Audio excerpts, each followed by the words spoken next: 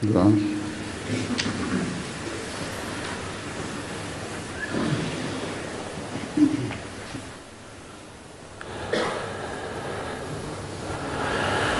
Allahu Ekber, Allahu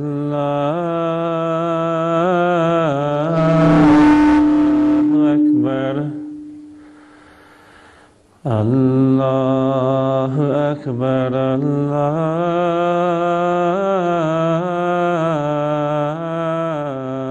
Ekber. Eşhedü en la ilahe illallah. أشهد أن لا إله إلا الله. أشهد أن محمد رسول الله. أشهد أن محمد رسول الله. حي على الصلاة.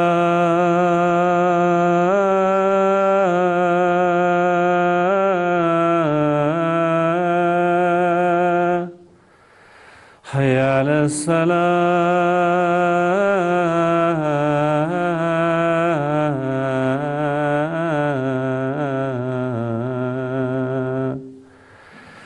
حي على الفلاح.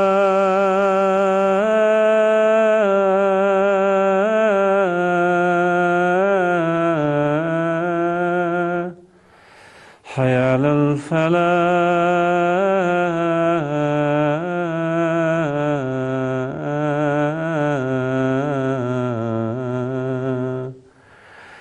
الله أكبر، الله أكبر. لا إله إلا الله.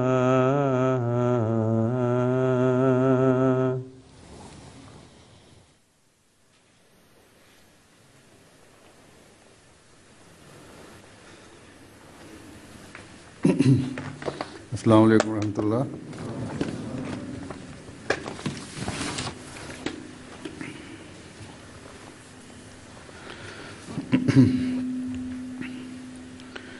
अशहदु अल्ला इलाहा इल्लल्लाह वहदहु ला शरीका लहु वअशहदु अन्ना मुहम्मदन अब्दुहु व रसूलुहु। अम्मा बअदु फ़अऊज़ु बिल्लाहि मिनश शैतानिर रजीम। बिस्मिल्लाहिर रहमानिर रहीम। अल्हम्दुलिल्लाहि रब्बिल आलमीन। अर्रहमानिर रहीम। मालिकि यौमिद्दीन। इय्याका नअबुदु व इय्याका नस्तईन। इहदिना सिरातल मुस्तकीम। सिरातल लज़ीना अनअमता अलैहिम गैरिल मग़दूबि अलैहिम वलद्दाल्लीन।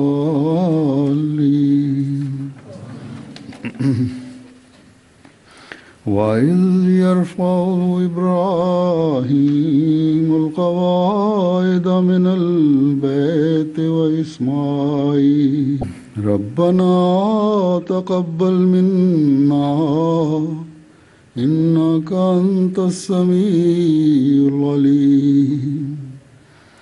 ربنا واجعلنا مسلمين لك ومن ذريتنا أمة مسلمة لك وأرنا مناسكنا وتب علينا إنك إنك أنت التواب الرحيم. और जब इब्राहिम ऐं जॾहिं इब्राहिम उन ख़ासि घर जे बुनियादनि खे मज़बूत करे रहियो हुयो ऐं हीअ दुआ घुरंदे त ऐं असांजा रब असांजे तरफ़ां क़बूल करे वठि, यकीनन तूं ई ॾाढो ॿुधण वारो ऐं दाइमी इल्मु रखण वारो आहीं। ऐं असांजा रब असांखे पंहिंजा ॿ फर्मा बरदार बाना बणाए छॾ ऐं असांजी ज़ुर्रियत मां बि पंहिंजी हिकिड़ी फर्मा बरदार उमत पैदा करे छॾ ऐं असांखे पंहिंजनि इबादतुनि ऐं क़ुर्बानीनि जा तरीक़ा सेखार ऐं असां ते तौबा क़बूल कंदे निवड़ी वञ, यकीनन तूं ई ॾाढी तौबा क़बूल करण वारो ऐं बार बार रहम करण वारो आहीं।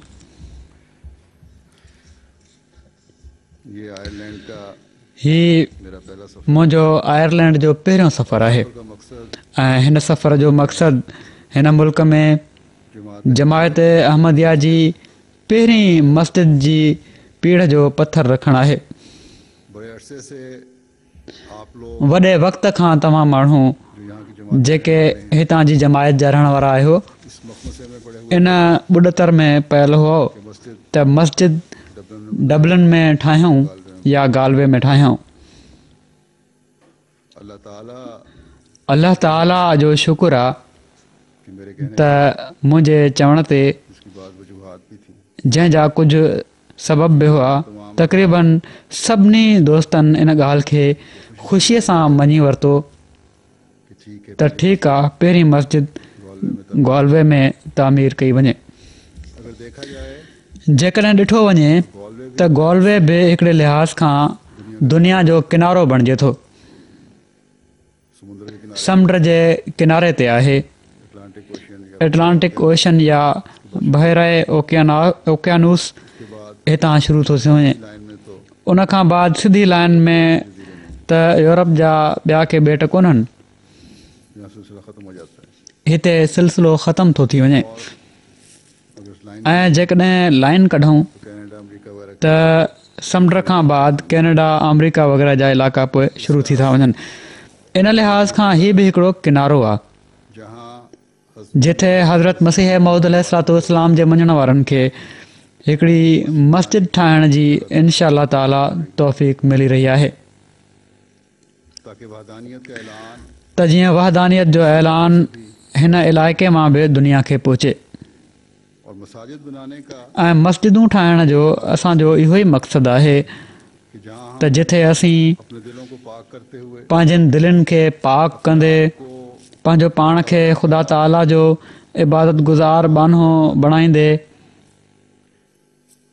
मस्जिदुनि में 5 वक़्त गॾु थी उन जे अॻियां झुकूं ऐं उन जी इबादत कयूं, उते तौहीद जो पैगाम बि इन ज़रिए सां दुनिया खे पहुचायूं।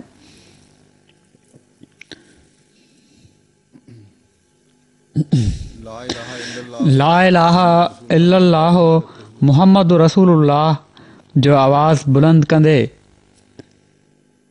ही पैगाम दुनिया खे पहुचायूं।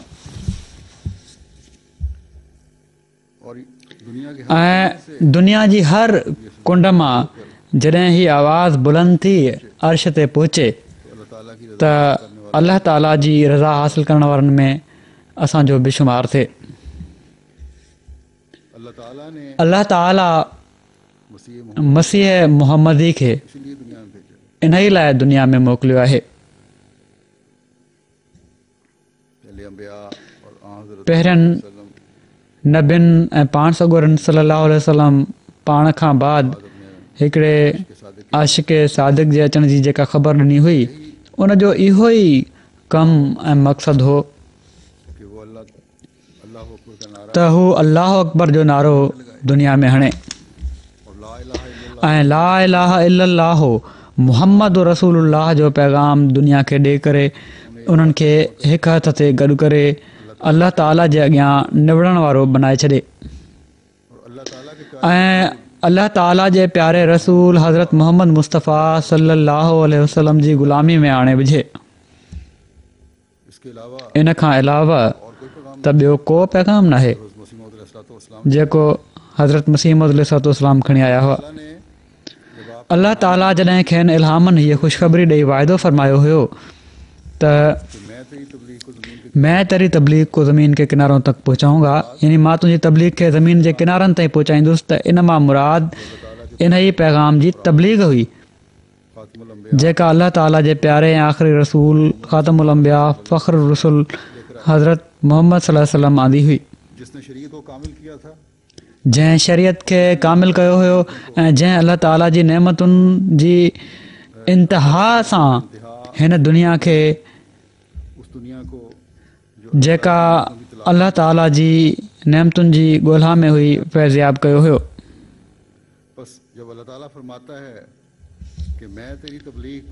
सो जॾहिं अल्लाह ताला फरमाए थो त मैं तेरी तबलीग को ज़मीन के किनारों तक पहुचाऊंगा,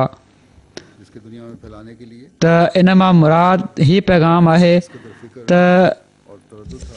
जंहिं दुनिया में फैलाइण जे लाइ खेनि एतिरे क़दुरु फ़िक्र ऐं तरदुद हुयो त पाण अलैहिस्सलाम पंहिंजे आका जे नक्शे क़दम ते हलंदे पंहिंजी जान ॻारे छॾी हुआ। त अल्लाह ताला फरमाए थो त जंहिं दीन दुनिया में ग़ालिब अचिणो आहे उहो हज़रत मोहम्मद मुस्तफ़ा सल्लल्लाहु अलैहि वसल्लम जो आंदल दीन आहे। ऐं मसीह मुहम्मदी तोखे मूं हिन दीन जे ग़लबे जे लाइ हिकिड़ो ज़रियो बनाए बीहारियो आहे। सो हाणे ही मुंहिंजो वाइदो आहे ऐं इहा ई तक़दीर आहे त इस्लाम जी दुनिया में आख़िरी फ़तह ॾिसणी आहे।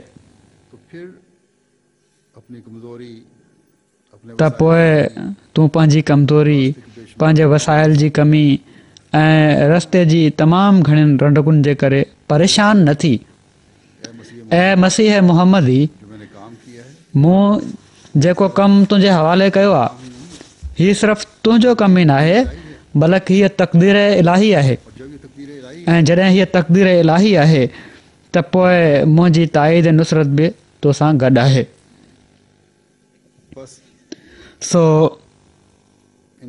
हिननि सभिनी वसाइल जी कमियुनि, बशरी कमज़ोरियुनि ऐं रस्ते जी तमामु घणनि रंडकुनि जे बावजूदि मां तुंहिंजे मिशन खे, जेको दरअसल दुनिया खे मुंहिंजे ऐं मुंहिंजे रसूल सल्लल्लाहु अलैहि वसल्लम जे झंडे हेठां आणण जो मिशन आहे, मां पंहिंजी समूरियुनि कुदरतुनि सां पूरो कंदुसि।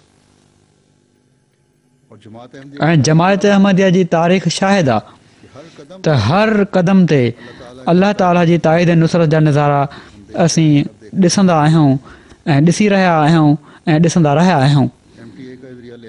MTA जो ज़रियो ई वठो, कहिड़ी तरह इन ज़रिए सां दुनिया में अहमदियत यानी सही इस्लाम जो पैगाम पहुची रहियो आहे। ऐं ख़लीफ़े वक़्तु जिथे दौरे ते वञे पोइ उतां ई दुनिया में हज़रत मसीह मौद अलैहिस्सलाम जे ख़लीफ़े जो आवाज़ इन ज़रिए सां पहुची रहियो आहे। ऐं पोइ जहिड़ो की मूं चयो, पहिरियां बि मां फिजी में ऐं किन ॿियनि जॻहुनि ते इहा ॻाल्हि करे चुको आहियां त इन्हनि किनारनि तां मसीह मुहम्मदी जो पैगाम संदन ख़लीफ़े जे ज़रिए दुनिया जे किनारनि ताईं पहुची रहियो आहे। ॼण त दुनिया जे किनारनि तां दुनिया जे मर्कज़ ऐं ख़ुश्की ऐं पाणी ऐं पोइ सभिनी किनारनि ताईं ही पैगाम पहुची रहियो आहे। सो ही हज़रत मसीह मौद अलैहिस्सलाम जी सचाई जो केॾो वॾो दलील आहे ऐं साणनि ख़ुदा ताला जी ताईद नुसरत जा वाइदा पूरा थियण जो दलील आहे। जेकॾहिं का ॾिसण वारी नज़र हुजे त ॾिसे, अॼु हितां नशर थियण वारो ख़ुतबो बि इन जी हिकिड़ी कड़ी आहे, छो त मुंहिंजे वेझो जहिड़ो की मूं चयो हीअ बि दुनिया जो हिकिड़ो किनारो आहे। सो असांखे हमेशह यादि रखणु घुरिजे त जेको कमु अल्लाह ताला मसीह मुहम्मदी जे हवाले कयो आहे उहो ई कमु संदन मञण वारनि जे हवाले बि आहे। ऐं असांखे हमेशह ऐं हर वक़्तु इन ॻाल्हि खे पंहिंजे साम्हूं रखणु घुरिजे के बावजूद त ख़ुदा ताला जे वाइदे जे बावजूदु हज़रत मसीह मौद अलैहिस्सलाम खे फ़िक्र हो बार बार बार बार तसली वारनि लफ़्ज़नि सां तसली ॼाणाइण जे बावजूदु न ई हज़रत मसीह मौद अलैहिस्सलाम पंहिंजी कोशिश में कमी कई, ना ही आप न ई पाण पंहिंजनि दुआउनि में कमी कयूं, न ई में कमी हुई, संदन फ़िक्र में कमी थी कहीं इन तमाम त किथे इन्हनि सभिनी शयुनि में कमी जे करे ख़ुदाई वाइदा टरी न वञनि, कहीं कोई कमज़ोरी खुदा ताला किथे का कमज़ोरी ख़ुदा ताला जी नाराज़गी जो बाहिस न बणिजी वञे। ऐं हीउ सभु कुझु पाण अलैहिस्सलाम पंहिंजे आका मुता हज़रत मोहम्मद मुस्तफ़ा सल्लल्लाहु अलैहि वसल्लम खां सिखियो हो, जहिड़ो कि असीं ॾिसूं था पढ़ंदा आहियूं ऐं केतिरा ई भेरा पढ़ी चुका आहियूं ऐं ॿुधी चुका आहियूं त जंग बदर में ख़ुदा ताला जे समूरनि वाइदनि जे बावजूदु पाण सॻोरा सल्लल्लाहु अलैहि वसल्लम हर हर बेचैन थी पिया वञनि। दुआओं और रिकत की दुआउनि ऐं रिकत जी हालति में मोहम्मद मुस्तफ़ा सल्लल्लाहु असांजे आका मौला हज़रत मोहम्मद सल्लल्लाहु अलैहि वसल्लम जो जिस्म एतिरे क़दुरु उनखे झटका लॻनि पिया पूरी चादर जो संदन कुल्हे ते रखियल चादर हर हर किरी पई पए। अबू बकर सदीक हज़रत अबू बकर सिद्दीक़ रज़ियल्लाहु ताला अन्हु बार बार तसली ॾियनि पिया त अल्लाह ताला जा वाइदा तव्हां सां गॾु आहिनि। क्या हुआ अगर हम मुट्ठी भर हैं और कमज़ोर, जेकॾहिं असां थोरा आहियूं ऐं कमज़ोर आहियूं त छा थियो? हमेशह अल्लाह ताला असांजी मदद कई आहे, अॼु बि कंदो। पाण सॻोरनि सल्लल्लाहु अलैहि वसल्लम खां वधीक ॿियो केरु इन ॻाल्हि खे ॼाणे सघे पियो त यकीनन ख़ुदा ताला जा वाइदा असां सां गॾु आहिनि। अल्लाह ताला के वादे सच्चे हैं। पाण सॻोरनि सल्लल्लाहु अलैहि वसल्लम खां वधीक इन ॻाल्हि खे केरु ॼाणे सघे पियो त यकीनन ख़ुदा ताला असां सां गॾु आहे ऐं अल्लाह ताला जा वाइदा सचा आहिनि ऐं यकीनन फ़तह असांजी आहे। पर पाण सॻोरनि सल्लल्लाहु अलैहि वसल्लम हज़रत अबू बकर सिद्दीक़ रज़ियल्लाहु ताला अन्हु जी ॻाल्हियुनि जी परवाह न कंदे अल्लाह ताला जे अॻियां गिरफ़्तारी जारी रखी, उन ई में गुम रहिया ऐं दुआउनि में शिदत पैदा कंदा विया ऐं अल्लाह ताला खां ये दुआ मांग पाण हीअ दुआ घुरी रहिया हुआ त किथे असांजी कंहिं कमज़ोरी जे करे अल्लाह ताला जा वाइदा टरे न वञनि। बस जहाँ अल्लाह ताला सो जिथे अल्लाह ताला जा प्यारा इन यकीन ते क़ाइमु हूंदा आहिनि और इससे पुर होते हैं, ऐं उन सां भरियल हूंदा आहिनि त अल्लाह ताला जा वाइदा ज़रूर बि ज़रूरु पूरा थींदा। वहाँ उनको ये उते उन्हनि खे हीअ फ़िक्र बि हूंदो आहे त अल्लाह ताला जी ज़ात बेनियाज़ आहे, असांजे तरफ़ां का अहिड़ी ॻाल्हि न थी वञे ऐसी बात ना हो, जेका अल्लाह ताला जे वाइदनि खे टारण जो कारण बणिजी वञे। बस यही रहनुमा है और यही असल सो इहो ई रहनुमा आहे ऐं इहा ई असल शइ आहे जंहिंखे सचा पोइ लॻ अख़्तियार कंदा आहिनि ऐं अख़्तियार करणु घुरिजे। ना ही अपनी हू न ई पंहिंजी कोशिशुनि में कमी कंदा आहिनि, न ई पंहिंजी दुआउनि में कमी कंदा आहिनि, न ई पंहिंजे अमलनि ऐं क़ुर्बानीनि ऐं पंहिंजनि क़ुर्बानीनि ते इन्हिसार कंदा आहिनि, बल्कि बल्कि हर वक़्तु अल्लाह ताला जी ख़शियत दिलि में क़ाइमु रखंदे अल्लाह ताला जे फ़ज़लनि जी ॻोल्हा में रहंदा आहिनि और कभी दिल में ये ख्याल नहीं ऐं कॾहिं बि हीउ ख़्यालु दिलि में नाहे आणींदा त जेके कुझु ही इनाम असांखे मिलनि पिया था हीअ असांजी कंहिं कोशिशि जो नतीजो आहिनि। यही सबक इहो ई सबक़ु असांखे हिननि आयतुनि में मिले थो जंहिंजी मूं तिलावत कई आहे।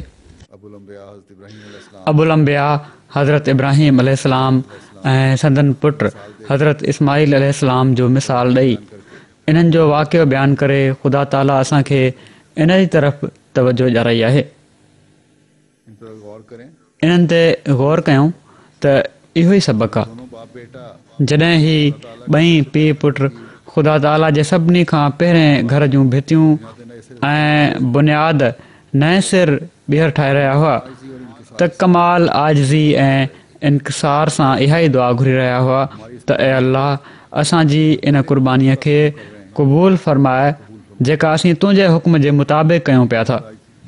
हीअ बि कमाल आजिज़ी आहे त हिकिड़ो कमु जंहिंजे बारे में त उन्हनि खे पाण पतो न हुयो, इल्म तो अल्लाह काबतुल्ला शरीफ़ जे बुनियादनि जो इल्मु त अल्लाह ताला जी निशानदेही ते हज़रत इब्राहिम अलैहिस्सलाम खे थियो हुयो।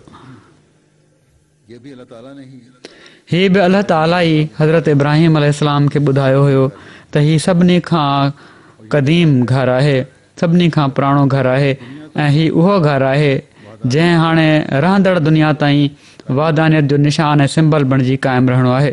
अल्लाह ताला ने अलाह ताला हिन इमारत खे निशान बनाना है, पंहिंजी तौहीद जो निशान बनाइणो आहे। लेकिन फिर भी ये दुआ है कि ए पर पोइ बि हीअ दुआ आहे त ए अल्लाह, असीं जेके तुंहिंजे हुकुम सां इन जी तामीर कयूं पिया था त इन तामीर सां गॾु असांजी क़ुर्बानीनि खे बि वाबस्ता करे छॾ। असांखे हीउ ख़ौफ़ नाहे के बाद त इन तामीर खां बाद जेकॾहिं असीं अपनी कुर्बानियों को इससे पंहिंजी क़ुर्बानीनि खे इन सां वाबस्ता करे क़बूलियत जी दुआ घुरंदासीं त असांखे ऐं असांजे नसलुनि खे हिन वीरान जॻह जी आबादी बि करणी पवंदी। कि ए अल्लाह दुआ कयूं था त ए अल्लाह, असांजी दुआउनि खे क़बूल करे जन फज़लनि जो तूं वारिस बनाईंदे, उन्हनि जे मुक़ाबले में हीअ क़ुर्बानी बिल्कुलु मामूली क़ुर्बानी आहे। और फिर ये भी ऐं पोइ हीअ बि त क़ुर्बानी खे क़बूल करणु बि तुंहिंजे फज़ल ते ई मुनहसिर आहे। समझ भी रहे हैं असीं जेकॾहिं सम्झूं बि पिया था त असीं क़ुर्बानी करे रहिया आहियूं त असांखे कहिड़ी ख़बर त हक़ीक़त छा आहे, ये कुर्बानी है भी कि नहीं। हीअ क़ुर्बानी आहे बि या न। तू जो दुआओं का सो तूं जेको दुआउनि खे ॿुधण वारो आहीं, तौर पर ये दुआ करते हैं कि तेरा तोखां असीं हीअ आज़ाने तौर ते दुआ घुरूं था त तुंहिंजो घरु जेको तुंहिंजे हुकुम सां तामीर थी रहियो आहे, इन जी तामीर में जेको कुझु बि असीं पेश कयो आहे, तूं सिर्फ़ु ऐं सिर्फ़ु पंहिंजे फज़ल सां क़बूल फ़रमाए वठि। ऐं क़बूल फ़रमाइण जो नतीजो अहिड़ी तरह ज़ाहिर थिए हमारा नाम भी इससे वाबस्ता, जो असांजो नालो बि इन सां वाबस्ता थी वञे। जहाँ अल्लाह ताला की सिफत जिथे अल्लाह ताला जी समी सिफ़त जो हवालो ॾेई दुआ जी क़बूलियत पिनी रहिया हुआ, उते अल्लाह ताला जी सिफ़त अलीम जो हवालो ॾेई हीअ बि दुआ घुरी रहिया हुआ त ए अल्लाह, तूं अलीम आहीं, ॼाणे थो त असांजी दिलि में छा आहे, असांजी दिलि जी हालत तोखां ॻुझी त न आहे। तूं यकीनन ॼाणे थो त असीं ख़ालिस थी करे तुंहिंजे साम्हूं निवड़िया आहियूं ऐं निवड़णु चाहियूं था। सो असांखे क़बूल फ़रमाए ऐं हिन इमारत सां वाबस्ता इनामनि जो हमेशह असांखे वारिस बनाए छॾ। ऐं जेसि ताईं हीअ दुनिया क़ाइमु आहे ऐं जेसि ताईं तुंहिंजी तौहीद जो नालो हितां बुलंद थियणो आहे, असांजो नालो बि इन सां मुंसलिक रख।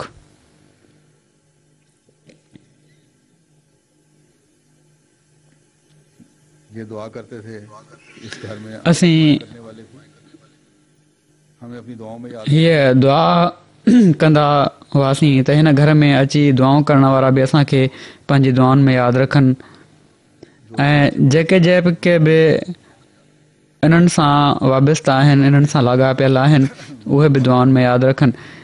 उन पीउ पुट उहे क़ुर्बानियूं ॾिनियूं हुयूं जो अॼु ताईं असीं यादि रखूं था। मुसलमान जब दरूद पढ़ते मुसलमान जॾहिं हर नमाज़ में दरूद पढ़ंदा आहिनि ऐं हर नफ़िल जी आख़िरी रकत में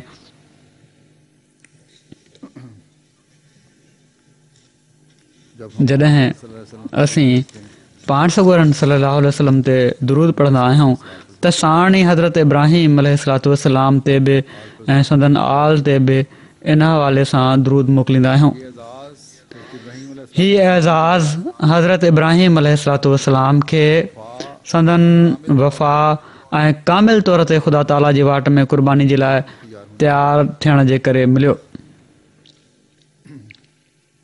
इस बात को अल्लाह ताला ने इन ॻाल्हि खे अल्लाह ताला क़ुर शरीफ़ में हिन तरह बि बयानु फ़रमायो आहे त व इब्राहिम लज़ी वफ़ा, ऐं इब्राहिम जंहिं वफ़ा कई ऐं अहद पूरो कयईं।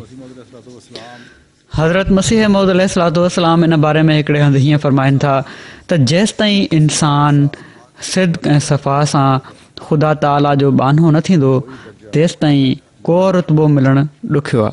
जब इब्राहिम की निस्बत खुदा ताला ने जॾहिं इब्राहिम जे बारे में ख़ुदा ताला शाहिदी ॾिनी त व इब्राहिम लज़ी वफ़ा, त इब्राहिम उहो शख़्स आहे जंहिं पंहिंजी ॻाल्हि खे पूरो कयो त अहिड़े तरीक़े सां पंहिंजी दिलि खे ग़ैर खां पाक करणु ऐं ख़ुदा ताला जी मोहबत सां भरणु ख़ुदा ताला जी मर्ज़ी जे मुताबिक़ हलणु ऐं जीअं ज़िल असुल जे ताबे हूंदो आहे ओड़ो ई ताबे थियणु जो उनजी ऐं ख़ुदा जी मर्ज़ी हिकु हुजे, को फ़र्क़ु न हुजे। हीअ सभु ॻाल्हियूं दुआ सां हासिलु थींदियूं आहिनि। वरी पाण फ़रमाइनि था, नामर्द, बुज़दिल, बेवफ़ा, जेको ख़ुदा ताला सां इख़लास ऐं वफ़ादारी जो तालुक़ु नथो रखे बल्कि धोखो ॾियण वारो आहे, उहो कहिड़े कम जो आहे? उनजो को क़दुरु ऐं क़ीमत न आहे। समूरी क़ीमत ऐं शर्फ़ वफ़ा सां मिलंदो आहे। इब्राहिम अलैहिस्सलाम खे जेको शर्फ़ ऐं रुतबो मिलियो उहो छाजे करे मिलियो? क़ुर शरीफ़ फ़ैसिलो करे छॾियो आहे, इब्राहिम लज़ी वफ़ा। इब्राहिम उहो आहे जंहिं असां सां वफ़ादारी कई, बाहि में विधो वयुनि, पर उन्हनि इन शइ खे मंज़ूरु न कयो त हू उन्हनि काफ़रनि खे चई छॾनि हा त मां तव्हांजे ठाकुरनि जी पूॼा कयां थो, यानी अलाह ताला जी इबादत खां अलावा कंहिं बि ॿिए जी इबादत खां इनकार करे छॾियऊं। हीअ कामिल वफ़ा हुई। सो असीं उमूमन पंहिंजी मस्जिदुनि जे पीढ़ जो पथर रखणु ऐं इफ़्तिताहनि जी तक़रीबुनि में जेको हिननि आयतुनि जी तिलावत कंदा आहियूं त हीअ रूह आहे जेको असांखे पंहिंजे साम्हूं रखणु घुरिजे।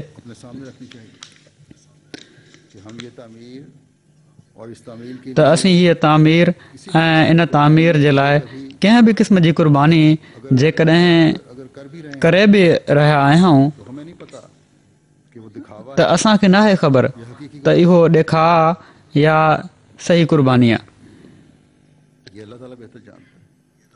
हीअ अलाह ताला बहितर ॼाणे थो। तंहिं करे असांखे हमेशह उन्हनि क़ुर्बानी करण वारनि में शामिलु कर जेके सही क़ुर्बानी करण वारा आहिनि। तव्हां हीअ मस्जिद ठाहींदव ऐं ज़ाहिर आहे असां जूं मस्जिदूं जमायत जे माण्हुनि जी माली क़ुर्बानीनि जे ज़रिए ई तामीर थींदियूं आहिनि। त असांखे पंहिंजनि दिलनि खे चेक कंदे ख़ुदा ताला जे अॻियां इन दुआ सां ई क़ुर्बानियूं ॾियणियूं पवंदियूं त ऐं ख़ुदा असांजी हिन क़ुर्बानीअ खे पंहिंजी रज़ा खे हासिलु करण जो ज़रियो बनाए छॾ। कॾहिं बि असांजी दिलि में हीअ ख़्यालु न अचे त हीअ का तमामु वॾी क़ुर्बानी आहे जेका असीं ॾिनी आहे या असीं ॾियूं पिया था। हिते त तव्हां मां केतिरा ई अहिड़ा बि आहिनि जेके सुठो कमाइण वारा आहिनि पाकिस्तान में ऐं अफ्रीका वग़ैरह जे मुल्कनि में, ॿियनि ग़रीब मुल्कनि में। त अहमदी अलाह ताला जे घरनि जी तामीर जे लाइ बुखूं काटे क़ुर्बानियूं करे ॾेई रहिया हूंदा आहिनि ऐं ॾींदा आहिनि। पर केतिरा ई अहिड़ा आहिनि जंहिंजी पोइ बि हीअ ख़्वाहिश हूंदी आहे त ख़ुदा ताला अञा तौफ़ीक़ ॾिए त अञा ॾियूं। अफ्रीका में अहिड़नि केतिरनि ई अफ्रीकन अहमदनि खे मां सुञाणां थो जंहिंजा हालात पहिरियां त सुठा न हुआ, पर उन जे बावजूदु हू क़ुर्बानियूं ॾींदा रहिया त पोइ ख़ुदा ताला उन्हनि मां किन जा ॾींहं वराया, उपतुनि जा ज़रिया वधी विया, कारोबार में कुशादगी पैदा थी त उन्हनि पंहिंजी क़ुर्बानीनि जा मयार बहितर वधाए छॾिया। वाधारी कमाई मां पंहिंजे आराम ऐं सुकून जो ख़्यालु न रखियाऊं बल्कि मस्जिदुनि जी तामीर जे लाइ तमामु घणो ॾिनऊं। अहिड़ा बि आहिनि जन अकेले ई हिकु हिकु मस्जिद ख़ुदि तामीर कई ऐं वॾियूं वॾियूं सुहिणियूं ख़ूबसूरत मस्जिदूं तामीर कयूं अथनि। त अलाह ताला अजीब अजीब क़ुर्बानियूं करण वारियूं दिलियूं हज़रत मसीह मौद अलैहिस्सलाम जी जमायत खे अता फ़रमायूं आहिनि ऐं उन्हनि खे पोइ कॾहिं बि हीअ अहसास बि नाहे थींदो त असां का क़ुर्बानी कई आहे। मूं शुरू में ॻाल्हि कई हुई त अक्सरियत ख़ुशि दिली सां इन फ़ैसिले खे क़बूल करे वरितो, पर शायदि कुझु अहिड़ा बि हुजनि जेके डबलनि में मस्जिद जी तामीर पहिरियां चाहींदा हुजनि। हिकु ॿिनि त मूंखे ख़त बि लिखिया हुआ त जमायत जो तादादु उते घणो आहे, तंहिं करे उन्हनि जी ख़्वाहिश बि जाइज़ आहे, पर किन ॿियनि के ॿिया अहिड़ा सबब आहिनि जंहिंजे करे हिते तामीर जो पहिरियां फ़ैसिलो कयो वियो आहे।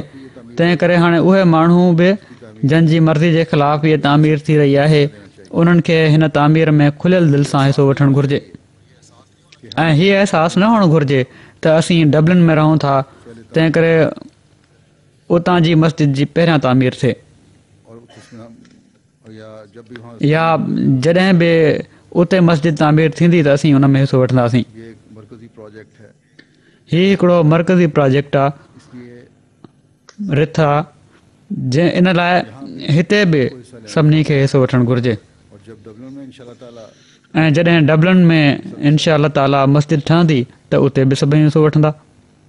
ये तो एक रास्ता है जो खोला जा रहा है, ये एक मस्जिद हीउ त हिकिड़ो रस्तो आहे जेको खोलियो पियो थो वञे। हीअ मस्जिद ठहण खां बाद यही चीज़ मस्जिदुनि जी अॾावत बंदि त न थी वेंदी। निशानदेही करती इहा ई शइ आहे जेका सची वफ़ा जी निशानदेही करे थी। वफ़ा ॾेखारण जो हीउ मतिलबु बि आहे त अहद खे पूरो करणु। है। अहद किया हुआ है सो हर अहमदी हीउ अहद कयो आहे त मां पंहिंजी जान, माल, वक़्तु ऐं इज़त खे क़ुर्बान करण जे लाइ हर घड़ी तयारु रहंदुसि। को पूरा करने का मयार तभी कायम होगा त वफ़ा ऐं अहद खे पूरो करण जो मयार तॾहिं क़ाइमु थींदो जॾहिं होकर बेनफ़्स थी करे हत्तुल वसा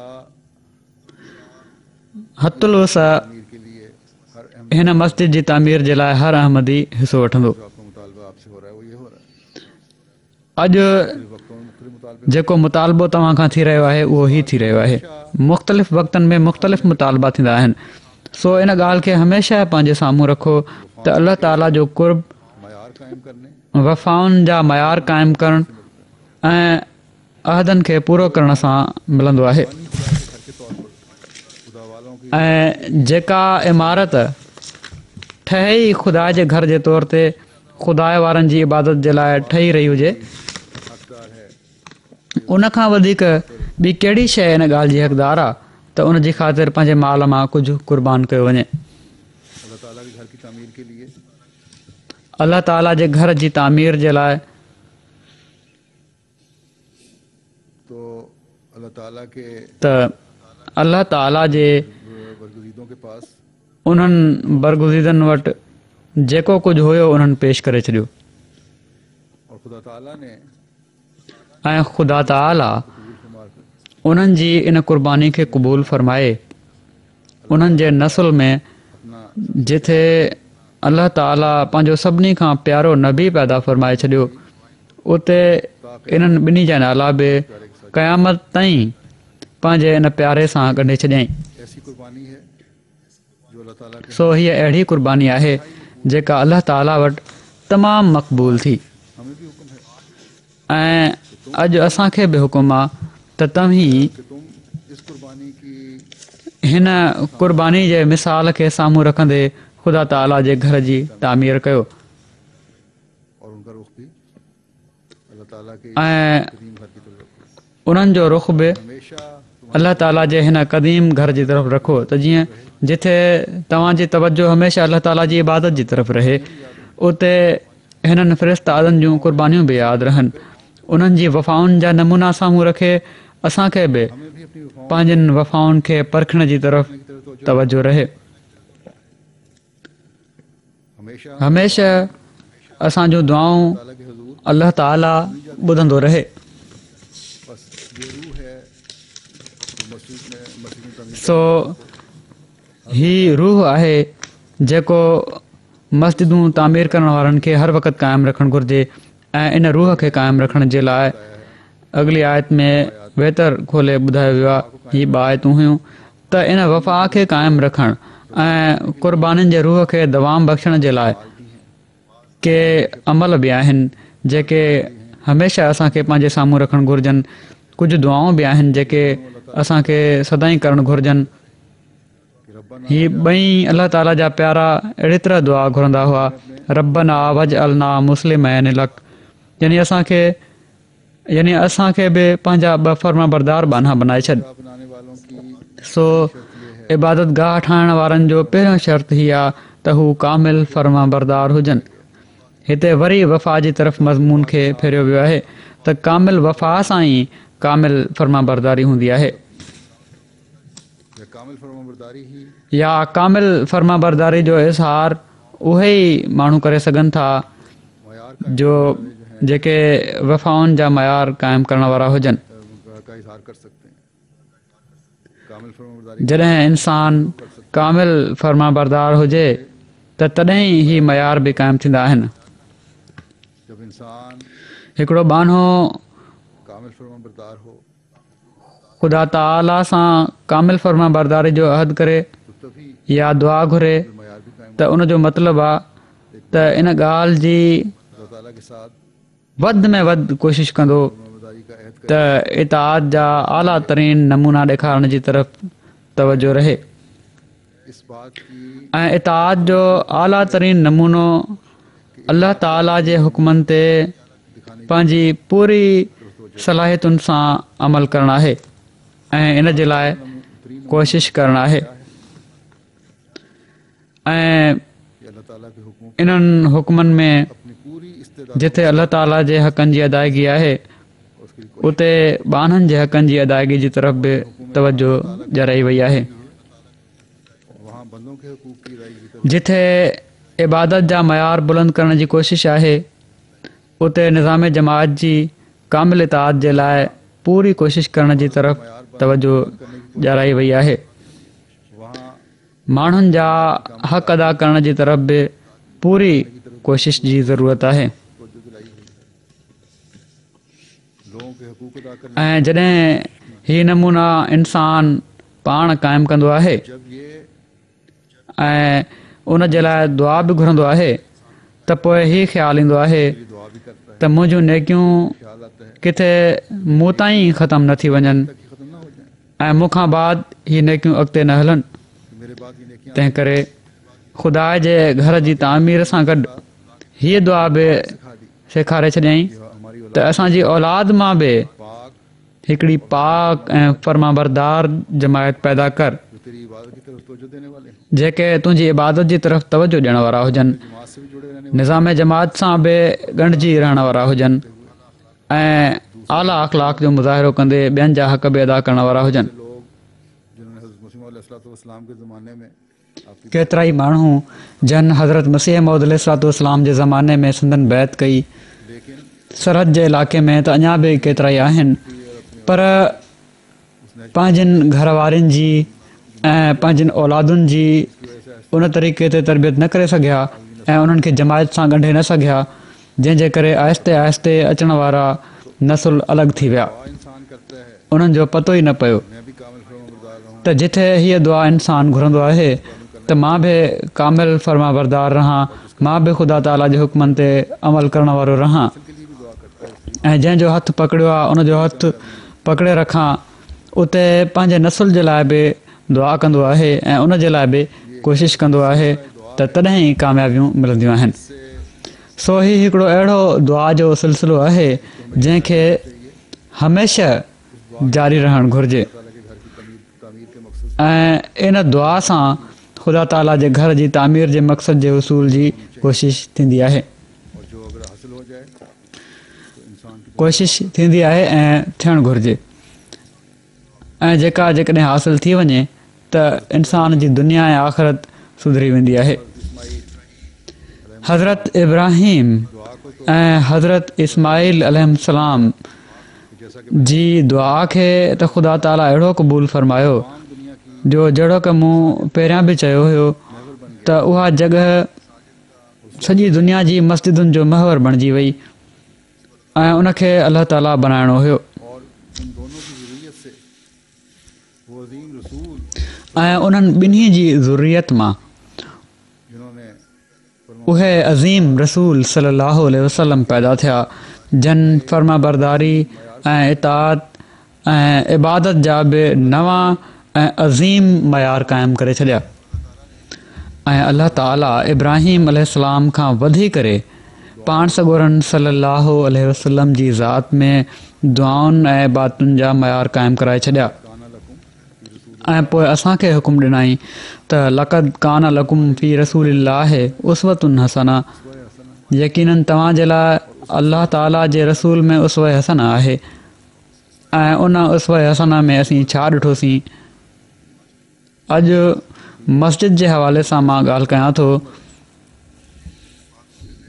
त इबादतुनि जा जेके नवनि खां नवां मयार क़ाइमु थी रहिया आहिनि न सिर्फ़ु ख़ुदि क़ाइमु कयाऊं बल्कि असाबनि में उहो रूह भरे छॾियाऊं जो जन इबादतुनि जा नवनि खां नवां मयार क़ाइमु कया।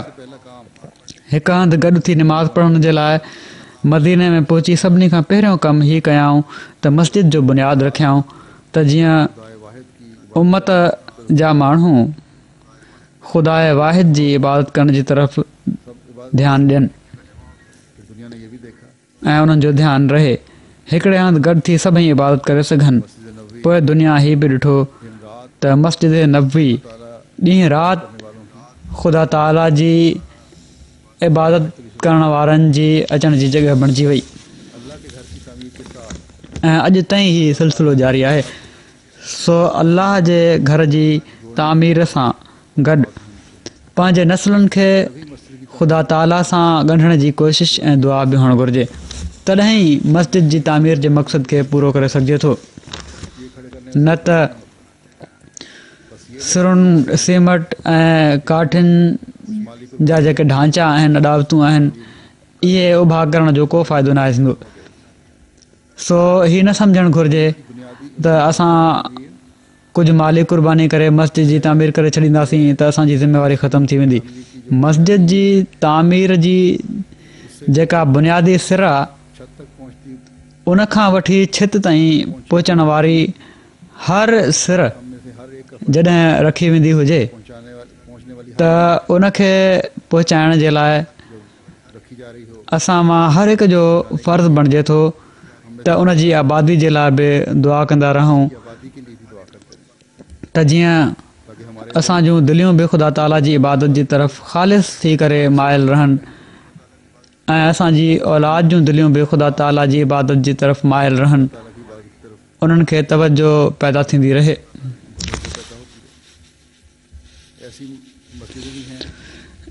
अहिड़ियूं मस्जिदूं बि आहिनि जंहिंजे बारे में अल्लाह ताला क़ुर शरीफ़ में मिसाल ॾिनो आहे त उन्हनि जो बुनियाद ई फ़साद ते हो पर असां त उहा मस्जिद ठाहिणी आहे जंहिंजो बुनियाद तक़वा ते रखियो वियो आहे जंहिंजो बुनियाद तक़वा ते रखियो वियो हुयो। सो मस्जिद जे बुनियाद जी असुलु ख़ुशी हीअ आहे त असांखे पहिरियां खां वधी करे अल्लाह ताला जे अॻियां निबड़ण वारो बणाए छॾे ऐं जॾहिं इन जी तामीर मुकमल थिए त इबादत जे लाइ बेचैन दिलनि सां हीअ भरिजी वञे। वरी हिन आयत में हीअ बि दुआ आहे त असांखे पंहिंजी अहिड़ियुनि इबादतुनि जा तरीक़ा सेखार असांखे अहिड़ियुनि क़ुर्बानीुनि जा तरीक़ा सेखार जेके तुंहिंजे अॻियां मक़बूल थियण वारियूं आहिनि। असांजी इबादतुनि जा मयार बि पहिरियां खां वधंदा वञनि ऐं असांजी क़ुर्बानीुनि जा मयार बि पहिरियां खां वधंदा वञनि। सो हीअ मस्जिद हिते रहण वारनि ते तमामु वॾी ज़िमेवारी विझण पई थी वञे।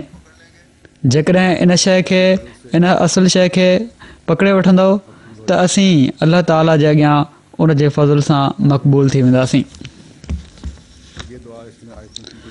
आख़िर में वरी हिन आयत में हीअ दुआ घुरी वई आहे त तुब अलैना असां ते तौबह कंदे झुकी वञ यानी तोड़े जेतिरी बि असीं कोशिशि कयूं पंहिंजे इबादतुनि जी तरफ़ तवजो ॾियूं हुकूकुल इबाद जी तरफ़ तवजो ॾियूं पंहिंजी औलाद जी इस्लाह जी तरफ़ तवजो ॾियूं तुंहिंजे पैगाम खे पहुचाइण जी तरफ़ तवजो ॾियूं त पोइ बि असांजे कमनि में ख़ामियूं रहिजी वेंदियूं। हीअ बशरी तक़ाज़ाऊं आहिनि कमियूं बि रहिजी वेंदियूं। ईअं न थिए जो असांजी सुस्तियुनि जे करे ही कम जेके असांजे हवाले आहिनि ही अॻिते टरी वञनि। सो असीं हीअ दुआ घुरूं था त ए अल्लाह पंहिंजे फज़ल सां असांजे तरफ़ तवजो रखजांइ ऐं असांखे माफ़ करे छॾिजांइ जेकॾहिं हीअ सुस्तियूं ऐं ख़ामियूं रहिजी वञनि त जेकॾहिं हीअ सुस्तियूं ऐं ख़ामियूं रहिजी वञनि त असांखां दरगुज़र कजांइ। तूं तमामु घणो तौबह क़बूल करण वारो ऐं बार बार रहम करण वारो आहीं। सो तौबह उन जी क़बूल थींदी आहे जेको ॼाणे वाणे ग़लतियुनि में न पए ऐं बार बार रहम बि उन ते थींदो आहे जेको बार बार रहम घुरंदो आहे। और नेक अमाल बजा लाए सो दुआउनि जो ऐं नेक अमल बजा आणण जो ऐं बुराइनि खां बचंदे रहण जो ऐं उन जे लाइ कोशिशि कंदे वञण जो हीउ तसलसुल आहे। जेकॾहिं हीउ तसलसुल क़ाइमु रहे त ख़ुदा ताला बि फज़ुल ऐं रहम फ़रमाए छॾींदो आहे। और खुदा के घर ऐं मस्जिद जी तामीर को जोड़कर जैसा कि मैंने ऐं ख़ुदा जे घर जी तामीर सां गॾु उनखे जोड़े करे जहिड़ो कमु मूं पहिरियां बि चयो आहे, असांखे पंहिंजनि वधंदड़ ज़िमेवारियुनि जी तरफ़ तवजो ॾियाराई वई आहे। प्रेस और मीडिया अॼु हिन मस्जिद जो बुनियादु रखण जी तक़रीब सां गॾु प्रेस ऐं मीडिया जे माण्हुनि खे बि तवजो पैदा थींदी। बात का तारुफ इस तरह नहीं था। शायद इस तकलीफ केतिरा ई अहमदी जिन खे पहिरियां कोन सुञाणींदो हुयो या जमात जो तारुफ़ अहिड़ी तरह न हुयो, शायदि हिन तक़रीब खां बाद माण्हुनि जी तवजो पैदा थिए। बल्कि मुख़्तलिफ़ मुल्कनि जे तजुर्बे मां इहो ई पतो पए थो त माण्हुनि खे तवजो पैदा थींदी आहे। जीअं जीअं इमारत बुलंद थींदी वेंदी, हीअ इमारत मज़ीद तवजो छिकींदी ऐं जॾहिं तवजो छिकींदी त हर उहो अहमदी जेको हिते रहे थो उन जी अहमियत बि वधंदी।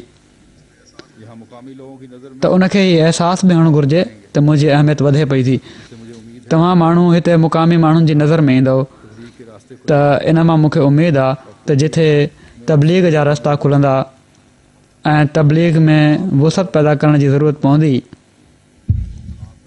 उते तव्हांखे मुख़्तलिफ़ तरीक़नि सां माण्हुनि ताईं पैगाम हक़ पहुचाइण जी बि पहिरियां खां वधी करे कोशिशि करणी पवंदी। करता हूँ कि हज़रत जहिड़ो की मां अक्सर बयानु कंदो आहियां त हज़रत मसीह मौद अलैहिस्सलातु वस्सलाम फ़रमायो आहे त जेकॾहिं इस्लाम जो तारुफ़ कराइणो आहे ऐं पैगाम हक़ पहुचाइणो आहे त जंहिं इलाइक़े में ही मक़सदु हासिलु करिणो आहे उते मस्जिद ठाहे छॾियो। कि मस्जिद की तामीर के साथ त मूंखे उमेदु आहे किए जाएंगे त मस्जिद जी तामीर सां गॾु तव्हांखे बि मजबूर कयो वेंदो त तबलीग में वुसअत पैदा कयो। अगर अपने अहदों को पूरा जेकॾहिं पंहिंजे अहदनि खे पूरो करिणो आहे, जेकॾहिं पंहिंजी वफ़ा जो सबूत ॾियणो आहे त न चाहींदे बि तव्हांखे वुसअत पैदा करणी पवंदी। जवान हो या बूढ़ा पर इन सां गॾु ई हर अहमदी खे जेको हिते रहे थो, मर्द हुजे या औरत, जवान हुजे या पोढ़ो, पंहिंजा नमूना बि क़ाइमु करणा पवंदा इस्तिग़फ़ार भी करते रहने की ऐं अल्लाह ताला जे अॻियां तौबा ऐं इस्तग़फ़ार बि कंदे रहण जी ज़रूरत पवंदी त जीअं अल्लाह ताला ताक़त बख़्शे त नेक अमल बजाइण जी तौफ़ीक़ मिलंदी रहे।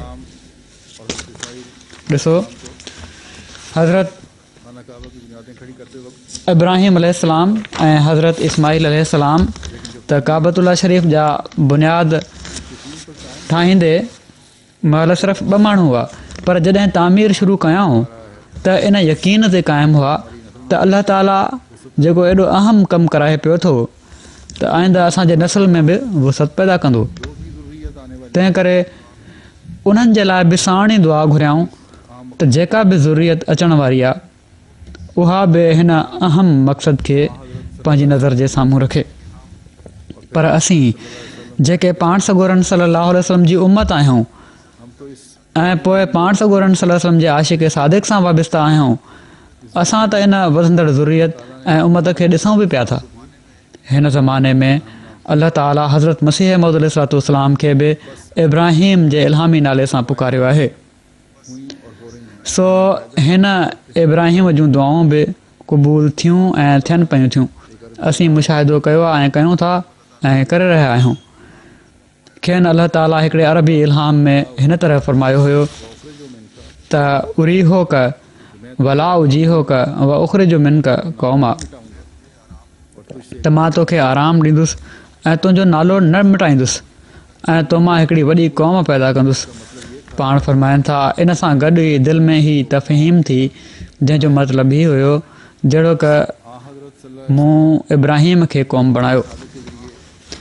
सो पाण सॻोरनि सल्लल्लाहु अलैहि वसल्लम अल्लाह ताला की ख़ास जे ग़ुलाम सादिक जे ज़रिए जेका क़ौम बणिजी रही आहे और इस कौम की उहा त ख़ुदा ताला जे ख़ासि ताईद ऐं नुसरत जे ज़रिए बणिजी रही आहे ऐं इन क़ौम जी इबादत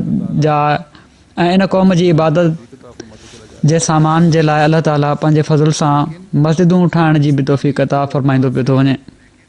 सही रंग में फ़ायदा उठाने के लिए पर इन तामीर जी बरकतुनि मां सही रंग में फ़ाइदो वठण जे लाइ असांखे तौबा ऐं इस्तग़फ़ार सां गॾु अलाह ताला सां मज़बूत तालुक़ में हर घड़ी वधंदे वञण जी बि ज़रूरत आहे इसके फल त जीअं असां बि ऐं असांजा नसुल बि हमारी कुर्बानी इन जो फल हमेशह खाईंदा वञनि। कबूल हो जाए। असां जूं कुर्बानियूं अलाह ताला जे अॻियां क़बूल थी वञनि, असांजी इबादतुनि जा मयार बुलंद थींदा रहनि यानी हकीकी ऐं असीं पंहिंजे नसुलनि में बि अहमदियत यानी हक़ीक़ी इस्लाम सां मज़बूत रूह कायम करते चले ताल्लुक़ जो रूह क़ाइमु कंदा वञण वारा हुजूं। अलाह ताला असां सभिनी खे इन जी तौफ़ीक़ अता फ़रमाए।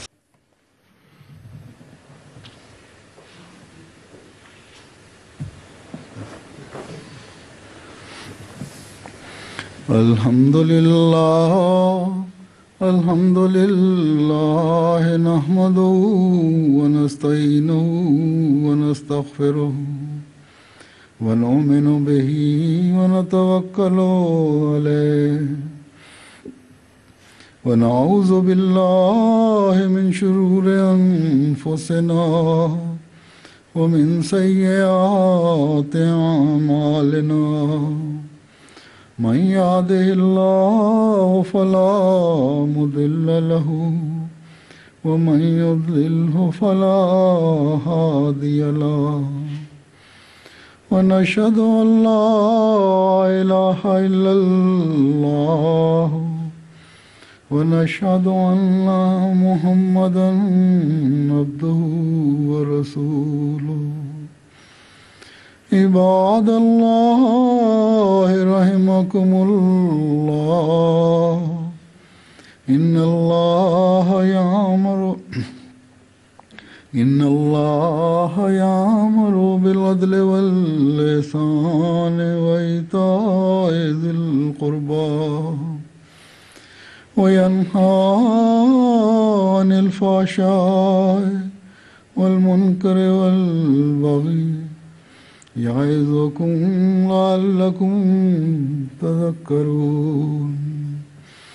उज़्कुरुल्लाह यज़्कुरकुम वदूहु यस्तजिब लकुम व लज़िक्रुल्लाहि अकबर।